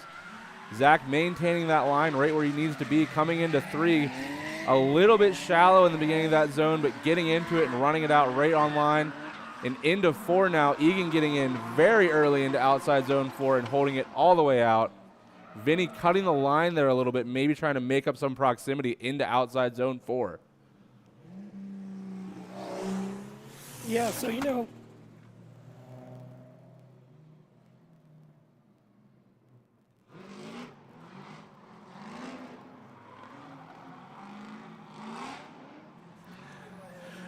taking a look at the replay here, outside zone 2, I think Vinny might have got into the marbles a little bit there, causing him to drop 2 tires off the track, just absolutely no grip. And then coming now into outside zone 4, Egan getting in so early, maybe even putting a tire, maybe 2 off in the beginning of that zone. And Vincent behind him just beating on that E36, trying to make up that gap. It looks like we have a decision. Zach Egan will be moving forward over Vincent Coppola into our top 2.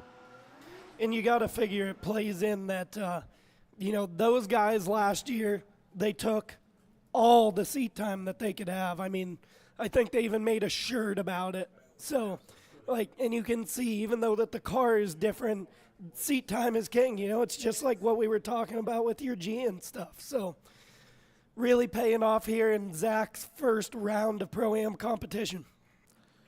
All right, lining up now, we have Casey Rodriguez in the lead, Troy Manners in chase. This is bound to be a heater of a battle. Casey initiates into outside zone 1, maintain that consistent line he's had all day, just sitting on the outside of that zone. Troy not giving him an inch, less than a car between the two coming into outside zone 2. Casey filling all of outside zone 2, but Troy staying right where he needs to be, maintaining a clean line. Into 3, both cars filling all of that zone now. Casey pulling a bit of a gap into outside zone 4. Troy cuts that line and gets within a car of him to finish out their run. Really good run for both guys, but man, just call Casey Shooter McGavin because he does not miss, man. Initiation into outside zone number 1 here. Like I said, making that outside white line disappear.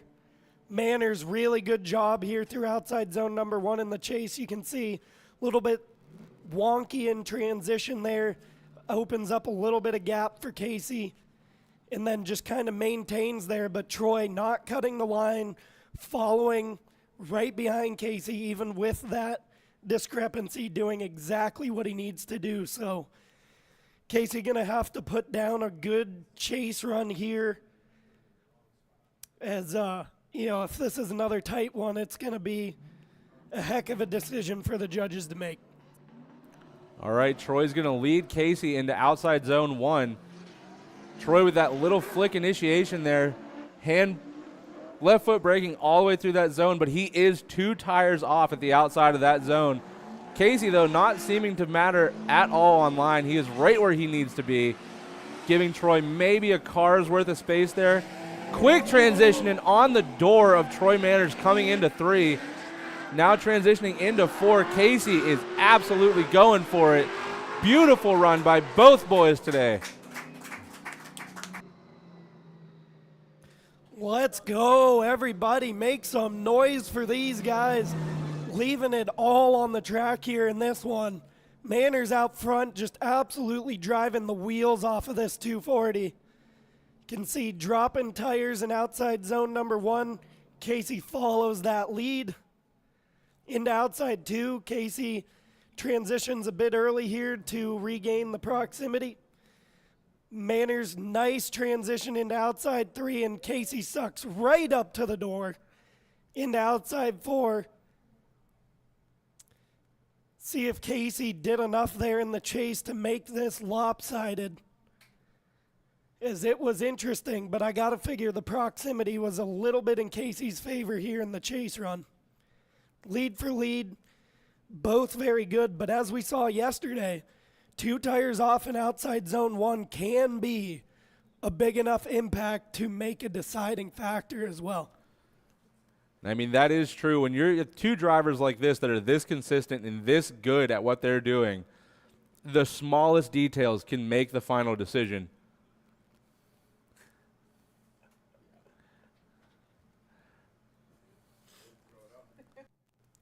If you're watching at home, who do you think took this one? Is there a deciding factor? Or are we going to see another one more time?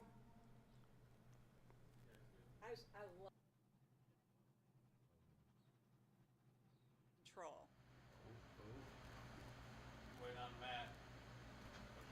All right, we have a one more time. We have one for Casey Rodriguez, two for Casey Rodriguez, who will be moving on into our final battle. He deserves it. That kid's been a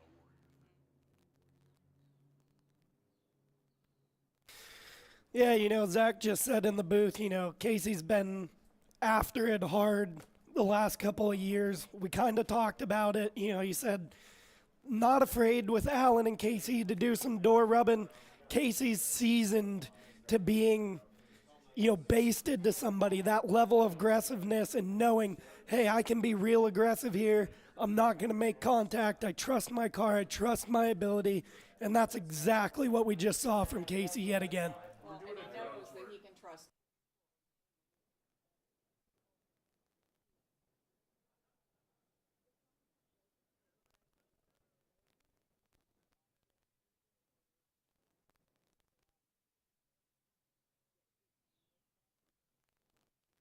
So that was fun to see. That was just great. I loved it.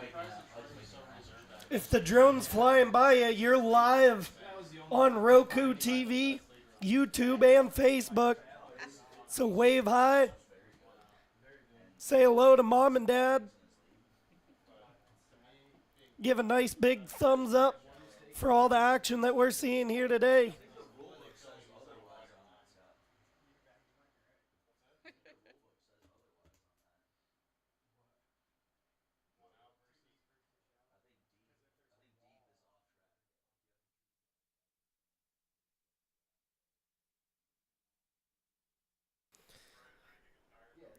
Everybody back there in the grandstands, live on Facebook, YouTube, and Roku TV.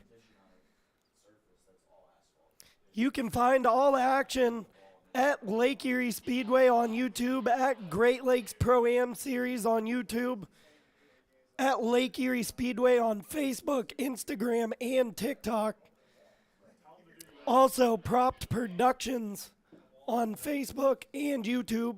So make sure you get to those pages, hit that follow button, hit the notifications bell, never miss any action, as things are just about to get rowdy. I mean, it's been rowdy, but it's about to go up another level.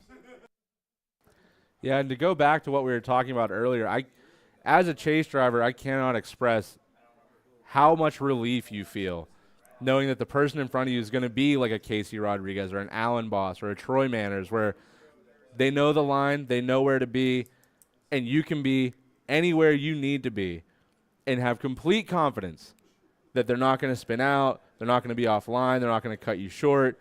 And that gives you the opportunity to put on leads and chases like this, where you can be less than a car away the entirety of the run, knowing full well that the guy in front of you doesn't even care that you're there. He's in his mind, he's running a solo run, and your car noise is just added music to the day.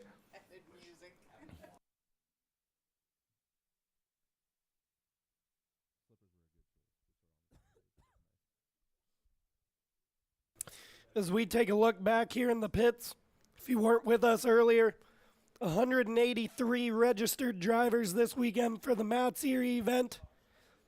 Can see everybody getting around.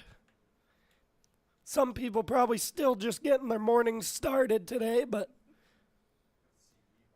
cars ready. Everybody's getting ready to rip here after the Pro-Am competition. If you're local to us, make sure that you get out here and experience the action. You can grab a helmet, jump in the passenger seat of basically any car that you think looks cool. And everybody's willing.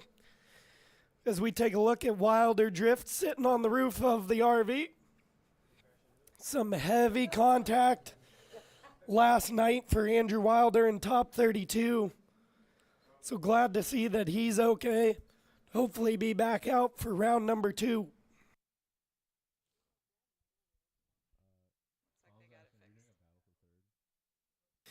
Shout out to the Slim Pickles boys over here. Seriously, if you're close by, come out. It's like a big family. These guys take care of each other. It's just amazing. I think that's another thing that really attracted me to drift as opposed to other motorsports is they Yeah. want to see everybody. They want to see you do good so that they can go out and follow you and get all pumped up, you know? So. And I couldn't agree more with that. There is a community around this sport that is the most supportive thing you will ever see at a motorsports event. Even at a pro level, if you see a car get totaled out, when they pan to the pitch, you will see other people's crew members working on their car, trying to get them back on track, get them back in the fight. And here, I cannot tell you how many times that I've seen, a broken part pops up, and you just quick Facebook post, someone brings it to you, they refuse to let you pay, or they want some insanely low price for it because we're all in the same boat here. Yeah. So take a quick second to highlight, if you are local and you want to come out, go for some rides and do some spectating. We will be driving until 11 p.m. tonight and 4 p.m. tomorrow. As we take a quick look at the bracket, we're going to see Zach Egan versus Casey Rodriguez and Vinny Capola versus Troy Manners to finish out the bracket. Also, just want to highlight the rounds coming up here. So we're at Spring Mats Erie right now. And then we will have June 7th and 8th, the Great Lakes ProAm Series round number 2 and the streetcar comp. So registered, insured, inspected, street legal cars. So a little bit different of approach to this one. Must drive them down the road Yep. the day of the event. Yep, parade lap to make sure that they are indeed streetable cars. And then June 28th through the 30th, one of the biggest drift events in the Northeast. Vibes Drift at Lake Erie Speedway. What an awesome drift event that is.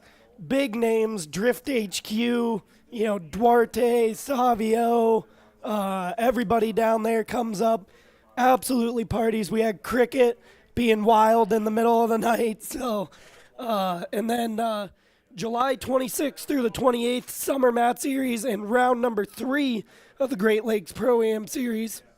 And then if you're new to drifting or you want to get into drifting, we also host clinics, as Laura had mentioned. So August 10th, the second drift clinic of the year. And then August 30th through September 1st, Fall Mats Erie in round number 4. And Alan's hosting a advanced tandem clinic here after round 2 as well, correct? That's correct. Awesome. So you heard it here from Mama Boss herself. Alan Boss will be at pretty much all the drift clinics this year. That it's permitted as long as he doesn't have any issues or anything like that. So you can come to Lake Erie Speedway, learn how to drift, get pointers from FD Pro Spec driver Alan Boss. Yeah, not very often, right? No.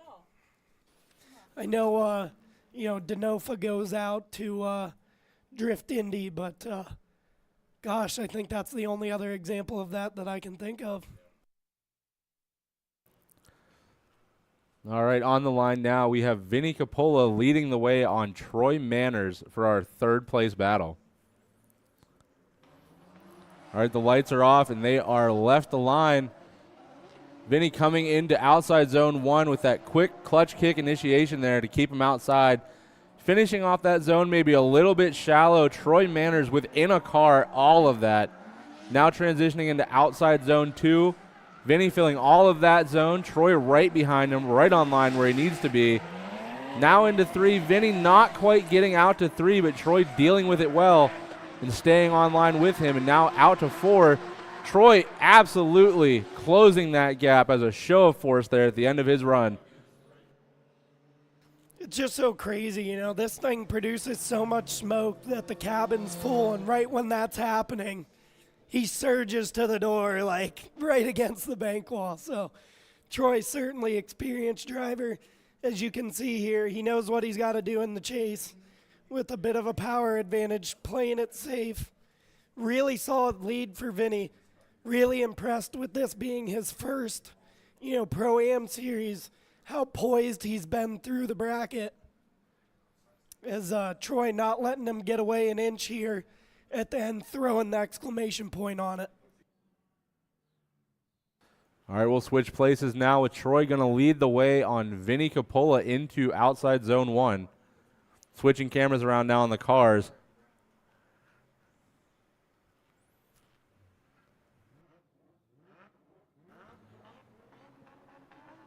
All right, the lights are off and they have left the line. Troy pulling maybe a 3-car gap into outside zone 1. Coming all the way through, Troy maybe 2 tires off through outside zone 1. Vinny not doing a bad job in chase for having such a horsepower deficit on this 240. Through outside zone 2, Troy right on line where he needs to be. Vinny bringing up the rear, trying to close that gap. Now coming from 3 to 4. Beautiful transition from Manners. Smoke rolling out of that S chassis as Vinny is trying to make up that gap, running up that bank.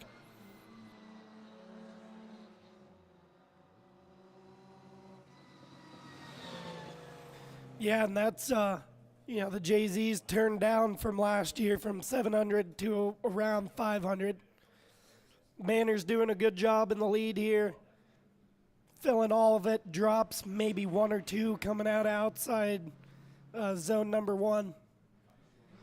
Maybe another drop in the transition into outside zone number 2 as the horsepower deficit starts to show its face quite a bit into outside zone number 4. But as I said, really impressed with what a good job Vinny has done.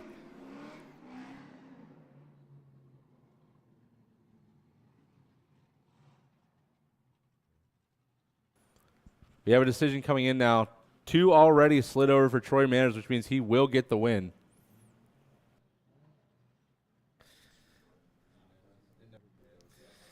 Troy with the win on the battle there secures him the 3rd place finish in round number 1 over Vinny, who will take home 4th. All right, ladies and gentlemen, on the line now you have Casey Rodriguez and Zach Egan, your 1st and 2nd place contenders. This is the battle. I cannot overstate that enough. This will be something to see, without a doubt. Will Casey steal the cheese or Zach Egan win his first Pro-Am event?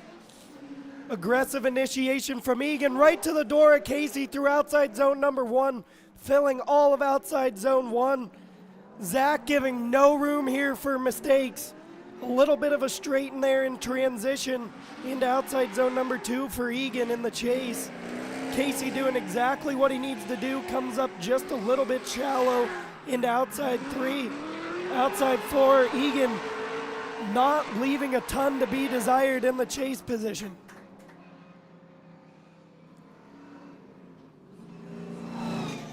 We'll take a look here at the replay. Casey Rodriguez coming into zone 1. Almost no gap between the cars. Quick initiation by Casey, but Zach giving no space. Doing everything he can to stay in that pocket all the way through outside zone 1.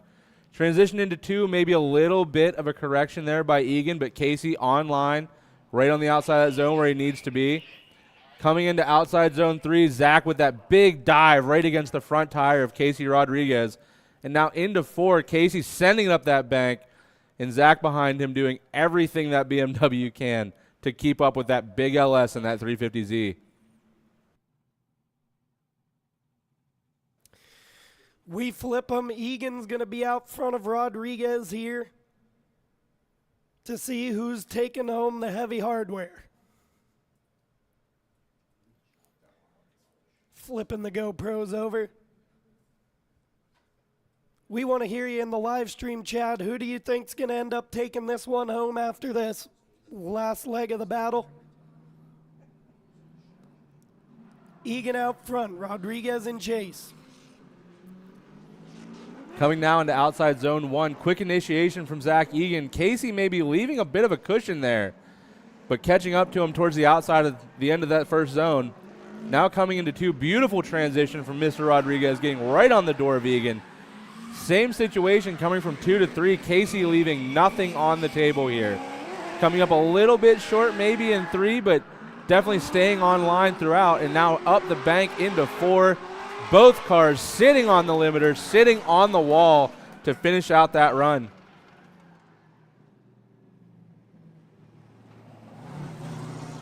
You want to talk about rising to the occasion. How's about it for both of these guys? Absolutely throwing it down, trying to take home the win in round number 1. Egan doing an absolutely awesome job in the lead position here. Casey applying the pressure to Egan with that horsepower deficit. Casey doing a good job of managing the gap while following the line and angle. You see a little bit of compromise here coming out outside zone 3, and then Egan dropping 2, it looks like, into outside 4. So we'll see what kind of impact that has on this one. Let us know who you think's taking this one. Egan, Rodriguez, do we have a winner? And what a story on the day. Zach Egan showing up for his first round of Pro-Am, making it all the way to the final 2 and getting to battle against Casey Rodriguez, who is now, what, a 3-time competitor? And an absolute animal behind the wheel of that 350Z. The composure you would need to have as a first-time competitor to maintain that level of driving and hold it together to put on that kind of show is amazing. Both drivers should be proud no matter what the outcome of this decision is.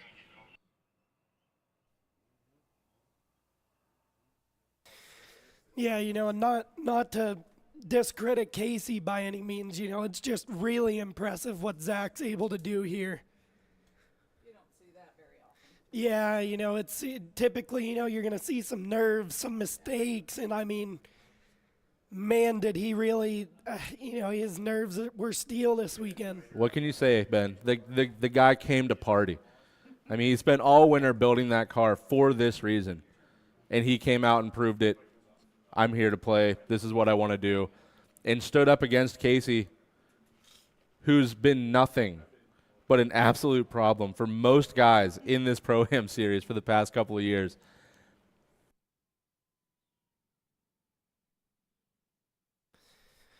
So Casey and Zach do pull around underneath the balloon arch there. I know it's a blow up, not a balloon, but so I would imagine that means we do have a winner, a second place finisher, and not a one more time battle as we await that information.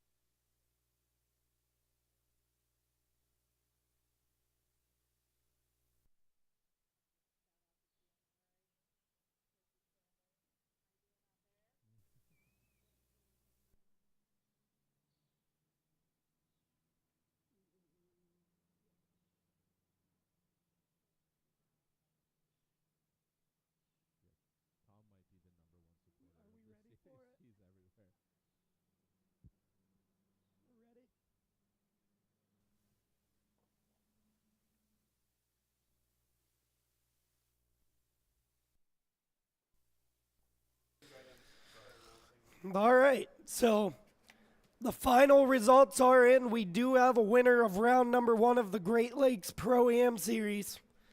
Finishing third overall in that black 240SX, Troy Manners.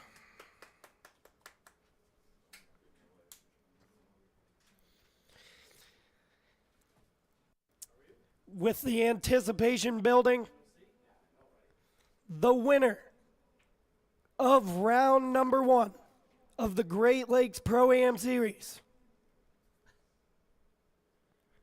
Casey Rodriguez.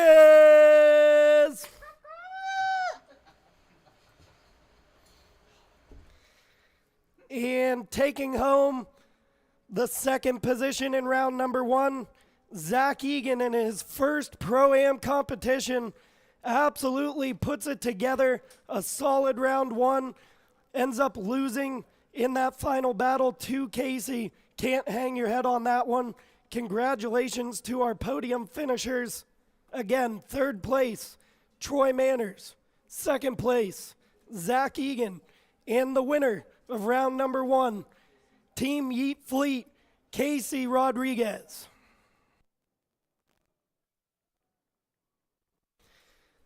If you're tuning in on the live stream, don't go anywhere. We're going to see some rowdy burnouts here before we end it out, and we'll take a look at the bracket so that you can see the succession of what happened if you missed any of the action here today. Make sure you don't miss it in the future. Subscribe, hit that notification bell on all the social medias.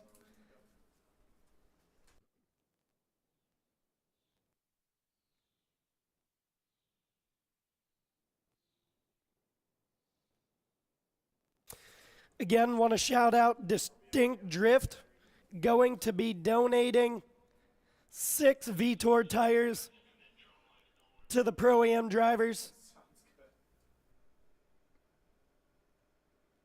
Link ECU for being back on board with the Great Lakes Pro-Am series. And of course, Formula Drift for making this all possible and providing the winner overall of the Great Lakes Pro-Am series their Pro Spec license. Also, none of this would be possible without the sponsors of Lake Erie Speedway. Lake Erie Speedway, driven by Pro Waste, Hallman Chevrolet, Summit Racing Equipment, Rocket 105, Marquette Savings Bank, Crosby's, Afton. There's all kinds of guys, local to the Speedway here that make it possible. So couldn't do it without those guys.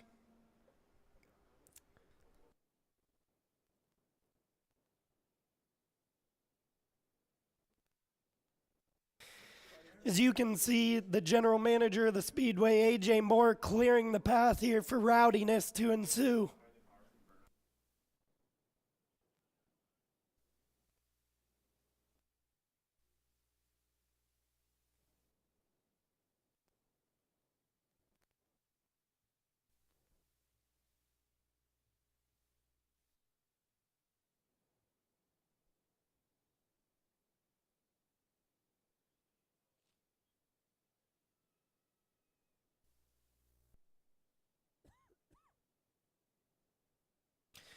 We'll just let you guys soak in the sweet music that these guys make here with these burnouts.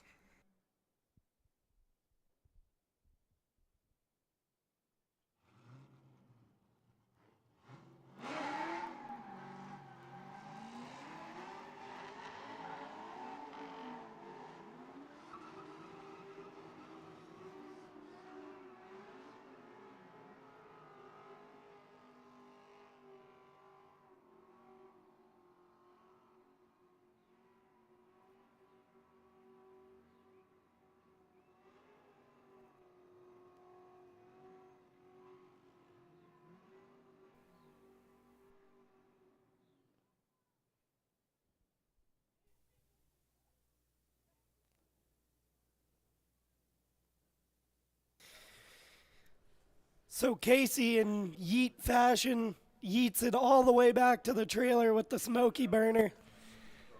Congratulations to all of our drivers that put on an absolute show for you guys here this weekend.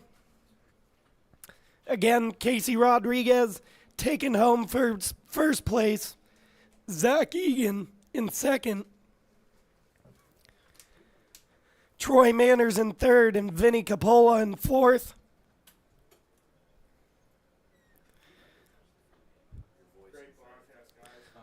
We hope that you guys enjoyed the stream. If you were here at the Speedway, we hope you enjoyed the action as well. For Ben Bruno, Zach Snyder, and Laura Boss signing off. We'll see you at round 2.